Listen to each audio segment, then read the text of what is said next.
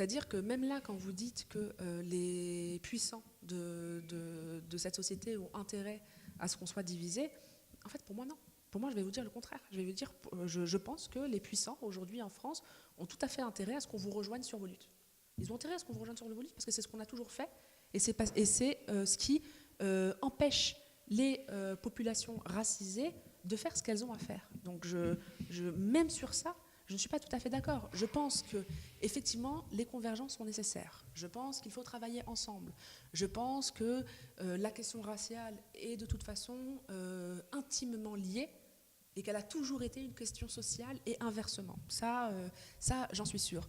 Mais je pense aussi qu'il y a des temporalités et que la temporalité dans laquelle on est là maintenant, une bonne fois pour toutes, parce qu'on ne nous a jamais laissé aller jusqu'au bout, c'est que les racisés ont besoin de faire des choses par eux-mêmes, pour eux-mêmes, et d'imposer ces questionnements-là. Et donc, encore une fois, la chose que vous pouvez faire, c'est vous remettre en question, ça, et remettre en question vos organisations, toujours, et faire en sorte d'imposer ces questionnements-là, les questions qui sont les nôtres, dans vos organisations et dans votre manière de travailler et de faire les choses. Et enfin, le dernier point, c'est que moi j'ai une conviction qui est profonde, qui est celle qu'on ne va pas imposer des problématiques dans les quartiers populaires, ou on ne va pas essayer de mobiliser les quartiers populaires selon nos priorités. Les gens, ils s'organisent selon leur colère. Ils s'organisent selon leur colère. Et ils s'organisent selon leurs priorités. Si tel ou tel quartier ne se mobilise pas, c'est qu'ou bien ils n'ont pas trouvé les voies pour le faire, ou bien ils n'ont pas réussi, ou bien il n'y a pas de colère suffisante sur un sujet précis pour le faire. Mais ce n'est nullement à des personnes extérieures à ces quartiers-là d'aller imposer ce qui leur semble être leur priorité ou leur truc. Et de la même manière que dans vos organisations, vous parliez de l'exemple Facebook. Si les violences policières ne sont pas un sujet, c'est pas grave. Et vous me parlez de l'IVG. Il y a des choses à faire avec l'IVG, etc. Il y a des choses à faire avec, vous me disiez, ils sont plutôt écolos, sur les causes climat, etc. Mais c'est très bien. Mais partez... Non, mais j'entends bien. Mais je veux dire, partez des choses qui animent, selon moi, il faut partir des choses qui animent nos organisations et les amener vers la question raciale. Et je pense que rien que, par exemple, sur la question du climat et de la justice climatique, il y a de quoi amener des organisations sur la question raciale, puisqu'il y a des sujets dont on parle peu, qui sont le racisme environnemental, qui sont la manière dont les pays, les anciennes colonies d'ailleurs, sont utilisées comme des poubelles du monde occidental, la manière dont les territoires d'outre-mer sont utilisés comme les poubelles de la France, avec des tests, des déchets qui sont destructeurs à la fois pour l'environnement et pour les gens. Les requins, on a vu, moi j'avais lu un super papier sur, on avait eu, je crois que c'est en Guadeloupe, Martinique, des attaques, à la Réunion, pardon, des attaques de requins et des gens, des Réunionnais qui expliquaient, mais en fait nous, on n'avait aucun problème avec les requins jusqu'à ce que le tourisme blanc vienne détruire nos plages et modifier l'écosystème et donc provoquer les requins, etc., etc. Ça, c'est des questions qui devraient être adressées et qui devraient être mises au centre, à la centralité de la question climatique. Et c'est une manière d'aborder la question raciale. Et ça, c'est déclinable sur tous les sujets, puisque le seul truc que je dis, moi, et c'est pour ça que, bien sûr que je suis focalisée sur la question raciale, mais pourquoi je le suis ? Pourquoi on est forcé de l'être ? C'est parce que personne n'y pense. C'est parce que toutes les organisations ont des points d'aveuglement sur ces questions-là. Et que si nous, on n'y pense pas, personne n'y pensera. C'est-à-dire qu'on a l'impression, c'est un peu pour moi, et c'est le piège de la politique de la ville, de créer une politique d'exception à l'égard de ces quartiers-là, comme s'il n'y avait pas une intersection de toutes les problématiques que rencontraient l'ensemble des Français. Il n'y a pas de politique de la ville, c'est un piège, comme il n'y a pas juste une question raciale à ajouter sur un programme et puis ça y est, c'est réglé. Toutes les questions et tous les problèmes sociaux que rencontrent l'ensemble des citoyens français sont traversés par une question raciale. L'éducation, le logement, l'emploi, la santé, les administrations, la démocratie, la politique, l'Union européenne et la manière dont elles se construisent contre les peuples et contre les religions, les frontières, la petite enfance, tout est lié aussi tout peut être lié en tout cas à une question raciale. Et ce que je dis, c'est que vos organisations, que ce soit Nuit debout, les organisations syndicales, les organisations politiques, ont largement de quoi faire d'abord de la manière dont elles sont composées aujourd'hui pour aborder ces questions-là sans se sentir investi d'une mission particulière en allant imposer au quartier des problématiques et sans vouloir, non mais je ne parle pas de vous spécifiquement, de manière générale, et sans vouloir à tout prix colorer, entre guillemets, leurs organisations. Il y a de quoi colorer déjà les programmes en prenant en compte ces questions-là dans toute leur transversalité, dans toute leur intersectionnalité et dans toute leur profondeur. Moi, j'observe un peu une contradiction. Je crois qu'il faut quand même insister sur le fait que l'ensemble des dispositifs qui concernent l'état d'urgence, mais qui concernent aussi la réforme du code de procédure pénale, dont on a, je pense, insuffisamment parlé dans les médias, elle cible quand même une population déterminée. Aussi bien d'ailleurs les mesures, le cadre légal, l'état d'urgence, ça vise la population musulmane. Comment ? Dans un premier temps, mais c'est quand même des dispositifs, qui sont issus d'un corpus juridique colonial, puisque c'était des dispositions propres à la guerre d'Algérie. Ça cible clairement une population musulmane, et même quand on sort de ce cadre légal, enfin on élargit dans un premier temps, on élargit le cadre légal de l'arbitraire policier en allant puiser dans un corpus colonial, et même quand on en sort, avec notamment ces détournements des pouvoirs de police des maires sur les arrêtés anti-Burkini, quand on légitime les contrôles aux faciès, on vise encore une population musulmane. On a donc une espèce de machine de guerre avec cette laïcité comme ça, tête chercheuse, dont on demande d'ailleurs, parce que c'est un concept qui est de plus en plus mou, élastique. Moi, je le critique beaucoup en tant que concept. On cible bien quand même une catégorie de population déterminée. Alors après, qu'on s'en serve pour les écolos, parce qu'on a mis aussi des écologistes, on a assigné à résidence, qu'on puisse utiliser la possibilité de garder à vue les gens plus longtemps, etc., contre des militants syndicaux, ok. Mais l'ensemble de ce dispositif, il cible bien une population déterminée qui, de fait, se retrouve traitée comme on traitait la population coloniale sur le plan de l'appareil juridique qui se met en place. Ouais, trois choses pour revenir à ce que vous avez dit. La première, c'est que le terme de racisé, effectivement, est imparfait, puisqu'il couvre une réalité qui est que les Blancs sont aussi racisés. C'est juste qu'ils subissent un processus de racialisation qui est différent.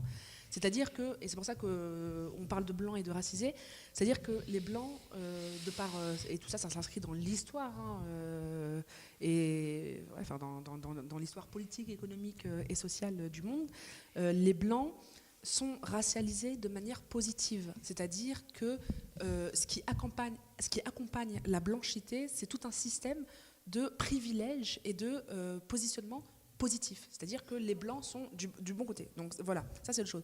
Et les autres, donc tous ceux qui sont non blancs, et encore une fois, c'est pas une question de couleur de peau, parce que il y a des trucs de white passing, il y a des trucs de non, il y a des trucs, c'est vraiment, on est dans des processus de racialisation. Ceux qui sont donc les non blancs subissent un processus de racialisation qui est négative. Exemple typique de racialisation compliquée, les blancs convertis à l'islam qui portent, les femmes par exemple blanches converties à l'islam qui portent un voile. Sans le voile, elles sont du bon côté de la racialisation, c'est-à-dire qu'elles n'auront pas de difficulté à trouver, en tout cas pas à cause de leur couleur de peau, elles n'auront pas de difficulté à trouver un emploi, un logement, elles ne seront pas discriminées par l'institution policière de la même manière que les autres, etc., etc. En revanche, dès qu'elles portent le voile, elles portent ce qu'on appelle un marqueur de racialisation, finalement, un facteur de racialisation, puisque ça les renvoie à la religion musulmane, qui est elle-même, on le sait, l'islamophobie, c'est la revivification d'un racisme d'antan qui vise en gros les Arabes. Mais du coup, c'est ça les processus de racialisation, et c'est pour ça que c'est pas juste une question de couleur de peau, c'est beaucoup plus, c'est vraiment un ensemble de dynamiques socio-économiques, etc. Et c'est ce qui fait que non, en fait, non. Pour l'État français et pour les policiers, on n'est pas tous pareils. On ne peut pas dire ça, parce que dire ça, c'est occulter l'histoire esclavagiste et coloniale de l'État français. On n'est pas... Alors, je vais revenir sur ça, mais on n'est pas tous les mêmes pour eux. De la même manière que les riches et les pauvres, de la même manière que l'État français ne traite pas de la même manière les hommes et les femmes, les riches et les pauvres, etc., etc. On n'est pas tous vus et considérés de la même manière. Il y a un traitement spécifique des non-blancs, et en particulier des descendants de l'immigration postcoloniale, qui tirent, encore une fois, ses racines de l'histoire de l'État français. Sur la nature, si en gros c'est pour dire que les coups c'est les mêmes, etc., etc., effectivement il y a des manifestants qui ont été mutilés, etc., oui, sur la nature, si vous voulez, sur la nature des coups, oui. Mais moi, ce que je disais, c'est que les gens qui ont été mutilés, frappés, pendant les manifestations contre la loi travail, n'auraient pas été frappés et mutilés en dehors de la manifestation contre la loi travail. C'est ça que je dis. S'ils avaient marché dans la rue tranquillement, s'ils étaient descendus en bas de leur quartier, s'ils étaient allés chercher leur fille ou leur fils à l'école, s'ils avaient remis en cause un contrôle d'identité, ils n'auraient pas subi ce traitement-là. Ils l'ont subi dans le cadre d'une manifestation. C'est ça que je dis. Et en revanche, les autres, les Noirs et les Arabes et les Roms qui ont été mutilés par la police, qui ont été frappés par la police, l'ont été parfois parce qu'ils attendaient leurs enfants devant l'école, parce qu'ils marchaient dans leur quartier, parce qu'ils étaient en train de faire les courses, parce qu'ils ont jeté un regard à un policier où ça a déplu, ou tout simplement parce qu'ils ont dit « non, vous n'avez pas le droit de me contrôler ». On le sait très bien, quand un blanc dit « non, vous n'avez pas le droit de me contrôler », et quand un arabe dit « non, vous n'avez pas le droit de me contrôler », il ne se passe pas la même chose. Et de la même manière, et l'exemple le plus flagrant, c'est le cas Rémi Fraisse. Souvenez-vous l'abattage médiatique et politique après la mort de Rémi Fraisse. C'est la première fois en France qu'il y a l'ouverture d'une commission parlementaire à la suite d'un crime policier. C'est la première fois. Alors que juste avant Rémi Fraisse, il y a eu un mort, et juste après Rémi Fraisse, il y a eu un mort. Mais Rémi Fraisse, encore, je ne dis pas que ce n'est pas normal, c'est tout à fait normal. Moi, je me réjouis du fait que la mort de Rémi Fraisse ait provoqué autant de remous politiques et médiatiques. C'est très bien. Ce que je dis, c'est que toutes les morts doivent provoquer la même chose. Et ce n'est pas le cas. Et on ne peut pas faire comme si le fait que Rémi Fraisse était blanc n'a pas joué. Et ça a joué parce qu'il y a eu un point d'identification avec la classe politique et parce que, évidemment, on ne criminalise pas ou on criminalise différemment les blancs qui sont morts aux mains de la police. Et ça, c'est fondamental. Et ça explique pourquoi aussi la question raciale est fondamentale. Et le dernier point, c'est que moi, personnellement, je ne peux pas me satisfaire de l'argument selon lequel l'islamophobie et le racisme ambiant actuel seraient une diversion pour cacher ou pour occulter les problèmes sociaux. Non, ce n'est pas une diversion. C'est un problème systémique qui accompagne l'identité de la République française. Elle s'est construite sur ça. Elle s'est construite sur les colonies. Elle s'est construite sur les discriminations racistes. Elle s'est construite sur l'impérialisme. Ça ressort maintenant parce que ça prend d'autres formes. C'est un racisme arabe qui a évolué et qui a trouvé des formes beaucoup plus respectables. Vous ne pouvez plus dire, ou en tout cas ça devient difficile, c'est très difficile aujourd'hui de dire très ouvertement, je n'aime pas les Arabes, mort aux Arabes. Ce que vous dites en revanche, la manière dont ça a été encodé, c'est un nouveau logiciel qu'on a fourni à l'opinion publique et aux Français, c'est l'islam n'est pas compatible avec les valeurs de la République. Ce que ça dit, c'est exactement la même chose. Sauf qu'on a trouvé un moyen en fait, c'est le Windows 10, c'est le nouveau logiciel du racisme de l'État français qui a permis, c'est la même chose, mais ça l'a rendu respectable. On est aujourd'hui dans une bataille, soi-disant, des valeurs, de la dignité de la femme, de l'égalité homme-femme, de la liberté. Si on fait ça, si on veut les dévoiler, c'est pour leur bien. On est obligé de dire que c'est pour leur bien et pour la préservation de l'identité culturelle française qui est en train de subir les ravages d'un grand remplacement. On est obligé de dire ça pour justifier ce racisme. Mais non, ce n'est pas une diversion. C'est un truc que subissent les descendants de l'immigration postcoloniale depuis des siècles et des décennies et qui n'a pas changé. Ça n'a pas changé, ça ne cache rien, ça évolue, ça prend d'autres formes, mais ça n'a pas changé. Ce n'est pas une diversion, c'est ancré dans le système français. Juste une précision.